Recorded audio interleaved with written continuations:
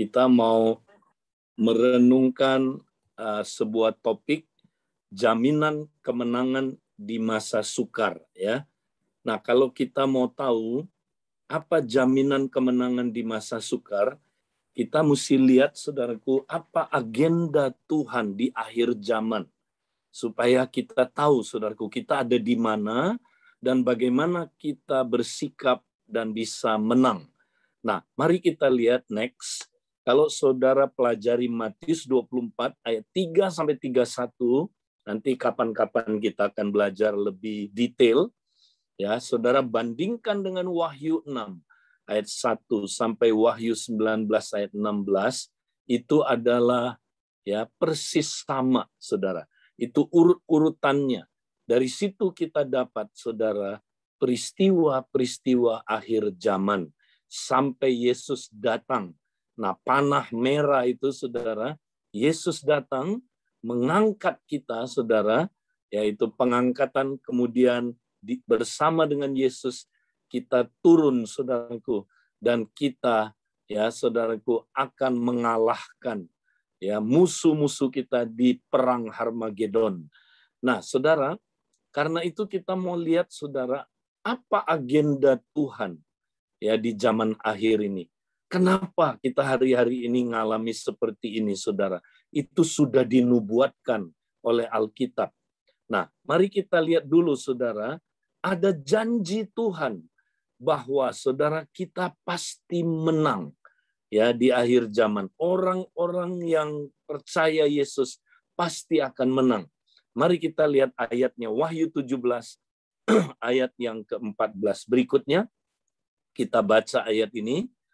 Mereka akan berperang melawan anak domba, ya. Nah, ini dunia ini, antikris dan seluruh dunia akan berperang melawan anak domba, tetapi anak domba akan mengalahkan mereka karena ia adalah Tuan di atas segala tuan, Raja di atas segala raja. Perhatikan, mereka bersama-sama dengan dia juga akan menang. Haleluya. Oh, saudaraku, cerita akhir dari Alkitab adalah happy ending. Kita pasti menang, yaitu mereka yang terpanggil, yang telah dipilih, dan yang setia. Saudara, siapa yang akan menang? Orang-orang pilihan Allah. Ya, kalau kita dipilih, kita pasti dipanggil. Kapan kita dipanggil, saudara? Waktu kita dengar Injil dan kita percaya. Semua orang percaya adalah orang pilihannya Tuhan. Adalah orang yang dipanggil oleh Tuhan. Tinggal satu lagi, jangan lalai. Tinggal satu lagi, setia. Maukah saudara setia sampai akhir? Nah, setia di sini, saudara, adalah tetap beriman sampai Yesus datang. Tetap ikut Yesus sampai dia datang. Ya, tetap setia, tidak meninggalkan perhimpunan orang percaya atau gereja. Saudaraku, inilah orang yang setia. Kalau saudara dan saya setia, pasti menang. Pasti menang. Saudaraku, Tuhan beri jaminan kemenangan. Apapun yang akan kita alami, saudara, di zaman akhir ini. Nah, mari kita lihat, saudaraku, apa yang akan terjadi next. Kalau saudara perhatikan, saudara, ya, hari-hari ini, saudara, ciri-ciri ini sudah ada, ya, dan saya yakin, saudaraku, ya, saya yakin sudah dibuka meterai 1 sampai meterai yang keempat. Meterai 1 itu penyesatan, saudara. Ya, makanya makin banyak penyesatan hari-hari ini, saudara. Ajaran-ajaran sesat, makanya kita mesti hati-hati, jangan kena ajaran sesat. Yaitu kuda putih, meterai 1. Meterai 2, peperangan. Makin banyak, saudaraku, peperangan antar suku, antar saudaraku, ya, kita lihat saling ngancam hari-hari ini, ya, saudara, sudah mau, saudaraku, terjadi peperangan di Afrika, banyak sekali peperangan suku dengan suku, saudara, ya. Nah, Israel mulai ngalamin, saudaraku. Dan kita lihat apalagi, saudaraku, sesudah itu kuda hitam. Kuda hitam, meterai ketiga adalah tentang kesulitan ekonomi. Ya, nah, saudara, habis pandemi ini akan ada kesulitan yang lebih besar lagi, saudara. Ya, Tuhan nggak pernah janji lebih baik, saudaraku. Ya, tapi kita lihat agendanya Tuhan. Ini akan terjadi. Nah, kemudian meterai keempat, saya percaya, saudaraku, sudah mulai dibuka sekarang ini. Mari kita baca Wahyu 6 ayat 8. Kuda hijau kuning. Dan aku melihat sesungguhnya ada seekor kuda hijau kuning. Dan orang yang menungganginya bernama Maut. Dan kerajaan maut mengikutinya. Dan kepada mereka diberikan kuasa atas 1/4 dari bumi untuk membunuh dengan pedang. Jadi ini kematian, saudara. Berapa banyak? 1/4 dari bumi, saudara, akan mati. Ya, nah, saudaraku, dikatakan dia diberi kuasa untuk membunuh dengan pedang dan dengan kelaparan dan sampar dan dengan binatang-binatang buas yang di bumi. Kelaparan. Ya, kenapa, saudara? Ya, karena kesulitan ekonomi. Sampar. Apa itu sampar, saudara? Pandemi. Sampar itu pandemi. Bahkan, saudara, bukan cuma penyakit menular pandemi, ya, muncul binatang-binatang buas yang di bumi. Muncul, saudaraku, penyakit-penyakit baru yang belum pernah ketemu. Ya, binatang-binatang buas. Lihat, semua, saudaraku, kebanyakan penyebab penyakit itu kan binatang, saudara. Virus, ya, itu binatang. Oke, kuman itu binatang, saudara. Binatang buas. Ya, makanya, saudara, kita lihat penyakit-penyakit yang belum ada di zaman dulu sekarang ada, saudara. Virus macam-macam. Ya, saudaraku, ada flu burung, flu babi, flu monyet, ada SARS, ada MERS, ada Ebola, ada, saudaraku, sekarang COVID-19, nanti muncul lagi varian-variannya. Itu sudah dinubuatkan oleh Tuhan. Kenapa, saudara? Ini adalah konsekuensi dari dosa manusia. Ya, Tuhan bilang begini dalam Wahyu 18, saudara. Karena dosa-dosa manusia sudah menumpuk sampai di langit, murka Allah harus dicurahkan, saudaraku. Harus. Nah, saudaraku, bukan karena Allah jahat. Tidak, Allah adil. Saudaraku, dosa manusia melawan Allah, berbuat dosa sembarangan, saudaraku. Ya, begitu mengerikan hari-hari ini. Saudara pikir Allah diam-diam aja? Dan saudara, ini adalah konsekuensi dari dosa. Nah, apa yang terjadi, saudara? Nah, kita sekarang mau lihat nasihat Tuhan Yesus kepada kita waktu kita mengalami meterai 1 sampai meterai 4 apa? Nah, ini kita bisa lihat di Matius, next ayatnya. Kita lihat Matius, saudaraku, pasal 24 ayat 6. Oke, ayat ini berbicara tentang kalau kamu ngalamin dari meterai 1 sampai meterai 4, kamu harus bersikap seperti apa, kata Tuhan. Nah, ini dia.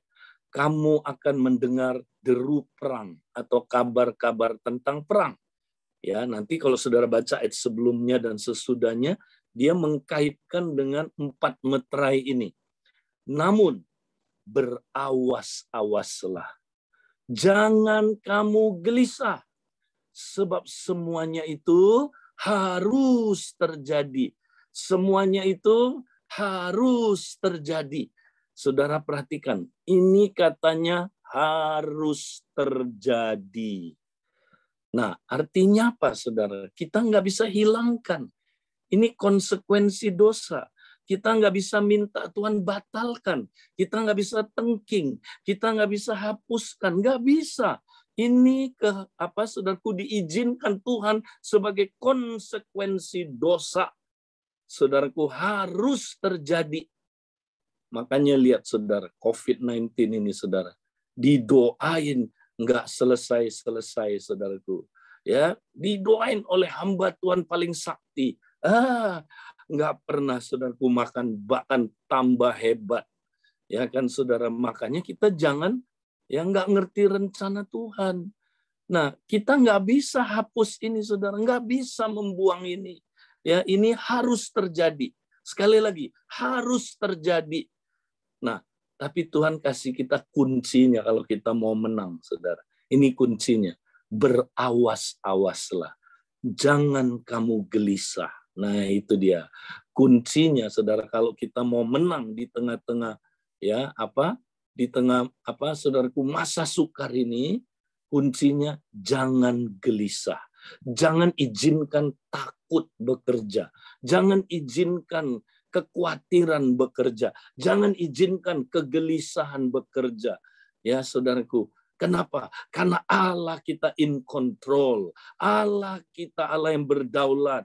Allah kita adalah Tuhan di atas segala Tuhan. Raja di atas segala raja. Yang bersama-sama dengan Dia pasti menang. Pasti menang. Jangan izinkan ketakutan, saudara. Ya, kita jangan takut. Kenapa, saudara? Allah kita lebih dahsyat dari apapun. Ya, kadang-kadang saudara yang membunuh manusia bukan COVID-19 ya. Ya kan? Kebanyakan karena takutnya, betul nggak, saudara? Karena takutnya. Ada orang, ya saudaraku, dia sedang mau cek ruang beku, tahu ya? Lemari es yang besar itu untuk menyimpan barang-barang, ya saudaraku, untuk dibekukan. Dia masuk ke dalam ngecek, temannya nggak tahu kunci pintunya, saudara. Dia nggak tahu temannya ada di dalam. Besoknya, saudara, dibuka pintu, temannya udah mati. Padahal dicek ruangannya nggak dingin, nggak beku. Kenapa? Dia bukan mati kedinginan, saudara. Dia mati ketakutan. Nah, banyak orang hari-hari ini, saudara, mati karena ketakutan. Kenapa dia takut? Nggak ngerti rencana Tuhan. Ya, kenapa dia takut, saudaraku? Dia berpikir gini, kok Allah jahat ya? Allah kok ya biarkan hal-hal yang begini?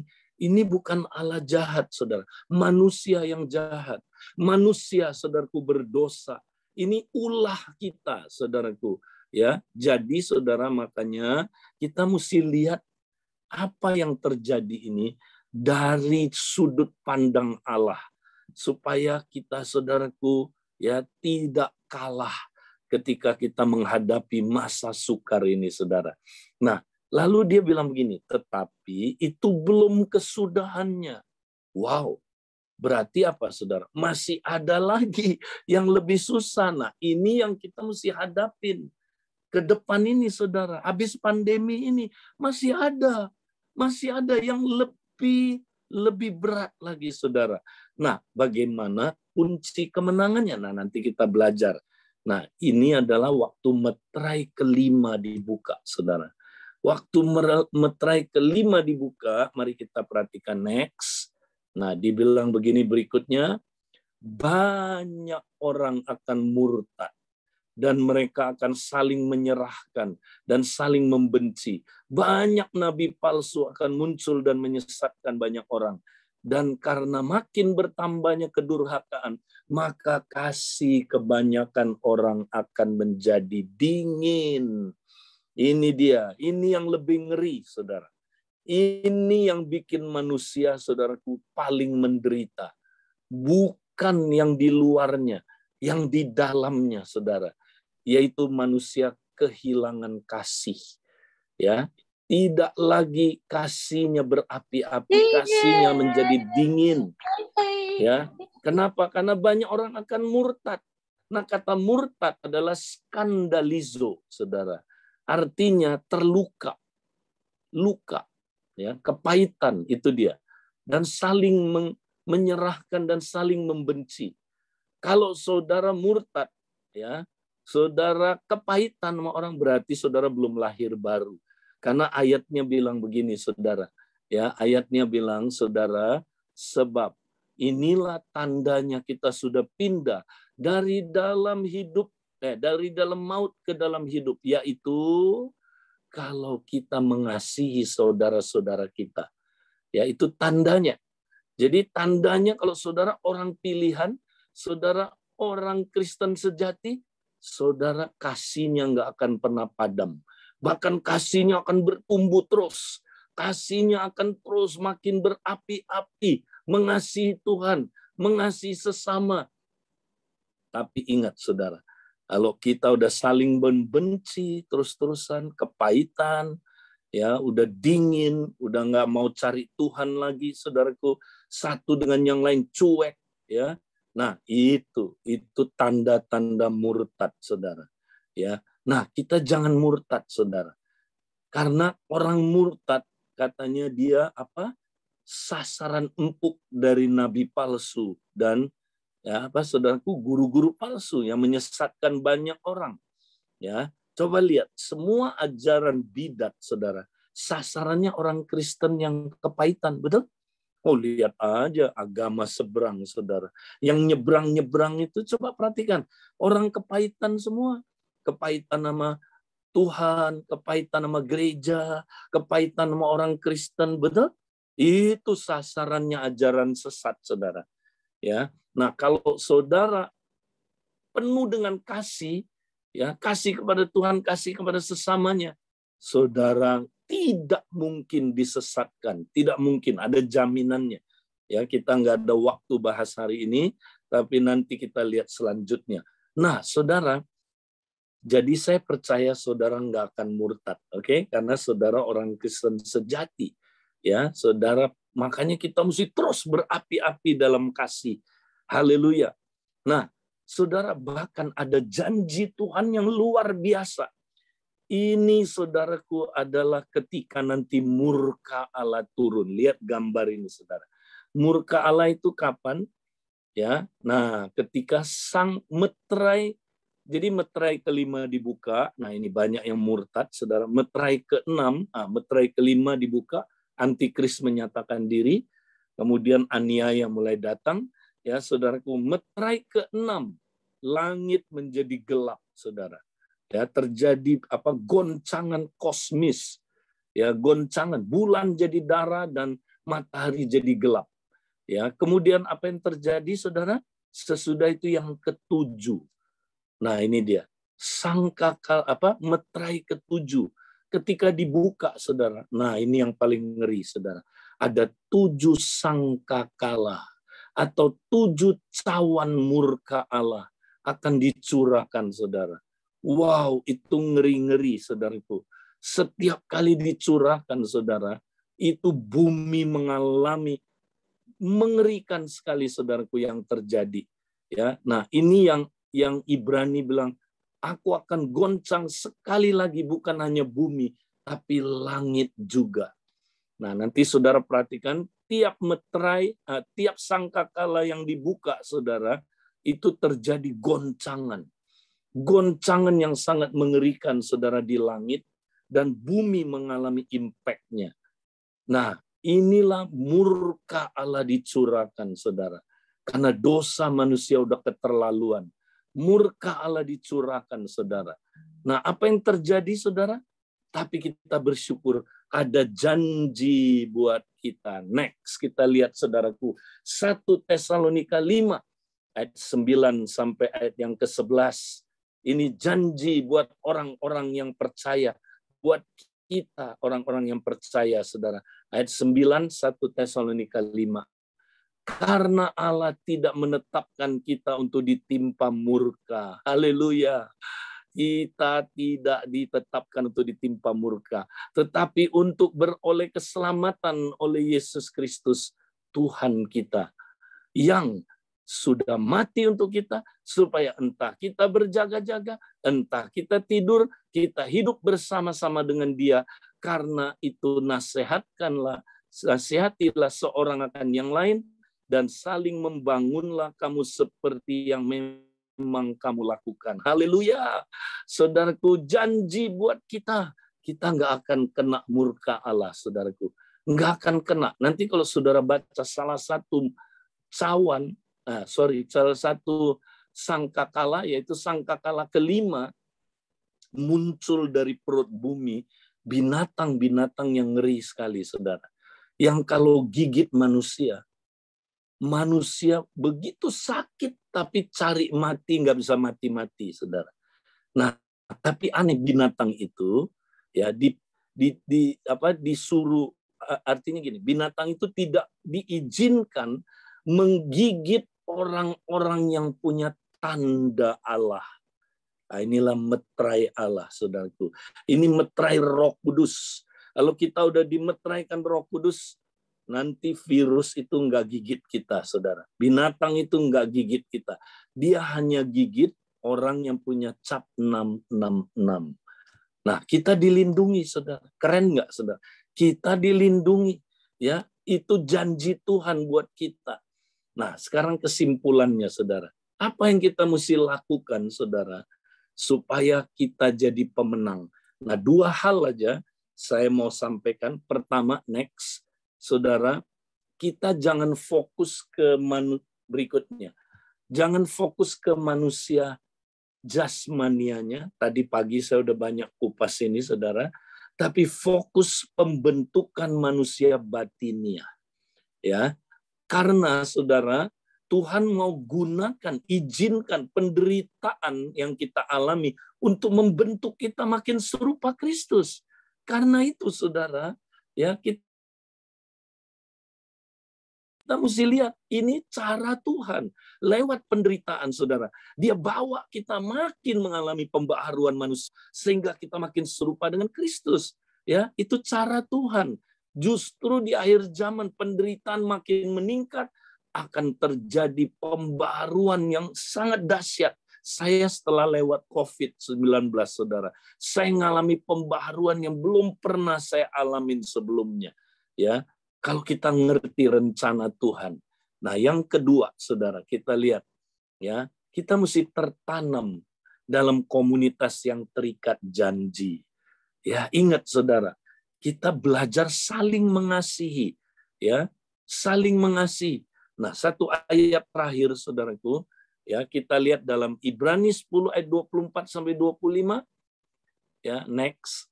Dan marilah kita saling memperhatikan supaya kita saling mendorong dalam kasih dan dalam pekerjaan baik.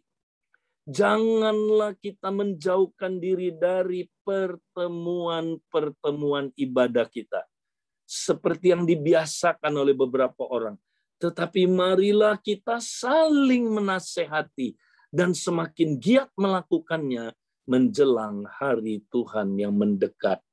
Ternyata, saudara, kunci kemenangan ada di dalam komunitas, saudara. Kita disuruh nggak boleh tinggalin komunitas. Inilah komsel dan kompak, saudara. Di mana kita saling memperhatikan. Nah, saling memperhatikan itu ya adalah saling menggembalakan, saudara. Ketika kita saling menggembalakan, kita bertumbuh dalam kasih. Kita bertumbuh dalam kasih, saudara. Maka kita nggak bisa dingin kasihnya, nggak bisa. Nanti dunia dingin kasihnya. Orang Kristen palsu murtad. Kita nggak akan murtad, saudara. Ya, karena kita saling memperhatikan, saling mendorong dalam kasih, bahkan saling menasehati. Nah, ini artinya saling bernubuat, saudara. Saling menasehati juga artinya saling mengajar. Nah, bukankah ini kompak, saudara? Kompak kan agendanya itu saling menggembalakan, saling mengajar, dan memenangkan jiwa bersama. Tuaian besar akan terjadi hari-hari ini. Saudara, mari kita jangan pusing urusin, ya saudaraku, ya apa yang kita mesti lakukan, kita ketakutan, jangan, saudara. Mari kita setia dalam komunitas yang terikat janji. Nah, saya tutup dengan cerita ini. Sebagian saudara belum pernah dengar cerita ini, saudara. Ya, ada ilustrasi pohon redwood. Kita lihat berikutnya, saudara. Ya, pohon redwood adalah pohon yang paling tinggi di dunia ini, saudara. Ini pohon adanya di Amerika Utara. Ya, dekat San Francisco. Ya, pohon ini, saudara, tingginya 115 meter. Wow, keren ya. Lebih tinggi dari Big Ben Tower di London, dan saudaraku lebih tinggi dari apa, saudara? Ya, patung Liberty. Pohon ini, saudara, bisa hidup 2000 sampai 2500 tahun. Wow. Nah, yang unik dari pohon ini adalah pohon ini walaupun tinggi, dia kuat menghadapi angin apa aja, saudara. Nggak ada angin yang bisa merubuhkan pohon ini, saudara. Pernah ditemukan, saudaraku, pohon ini udah mati 200 tahun, tapi masih berdiri. Udah mati 200 tahun. Kenapa? Kenapa, saudaraku? Ya, orang berpikir, oh pasti akarnya dalam sekali. Mungkin 50 meter, 100 meter. Ternyata waktu dilihat cuma 2 meter. Lah, kok pohon ini kuat? Ya, 2 meter aja kuat. Mari kita lihat gambar yang terakhir. Kenapa pohon ini kuat, saudara? Next. Walaupun 2 meter akarnya, kita lihat, tapi pohon ini akarnya saling berpegangan. Saling apa, saudara? Menganyam. Baik di bawah permukaan tanah maupun di atas permukaan tanah, saudara. Makanya pohon ini kuat sekali. Ya, ini pohon komunitas. Pohon ini aneh, saudara. Kalau ditanam sendirian, sekian tahun aja dia udah tumbang. Ya, dia nggak bisa sendirian pohon ini, saudara. Dia mesti saling ditanam di dalam komunitas. Saudaraku, demikianlah kita orang percaya. Orang benar yang ditanam di rumah Tuhan akan apa, saudaraku, ya bertunas di pelataran Allah. Mereka akan seperti pohon korma yang bertunas dan seperti pohon aras ya yang tumbuh subur di Libanon. Saudaraku, ini pohon hidup dalam apa? Keterikatan. Ya, saling apa, saudaraku, berpegangan. Ya, inilah komunitas yang terikat janji. Kalau saudara hidup dalam komunitas yang terikat janji, tertanam di situ, ya kita nggak pindah-pindah, kita setia, maka apa yang terjadi? Angin pencobaan yang terbesar di akhir zaman bertiup, nggak akan menumbangkan kita, saudara. Nah, saudara, mari kita diskusikan firman Tuhan ini. Nah, nanti saudara, saya serahkan kepada Pak Untung untuk memimpin breakout room, kita sharing ya pakai sistem skor ya, kalau bisa nanti mungkin Pak Untung bisa pimpin. Nah, nanti saya akan kembali lagi, saudara. Saya harus ada di mesbah doa malam yang lain. Kembali lagi, nanti ketemu, saudaraku, jam berapa, Pak Untung? Kita kembali lagi. 9 Kak Edi. Ya, 8:30. Tuhan memberkati. Bye. Oke. Ya. Terima kasih Kak Edi.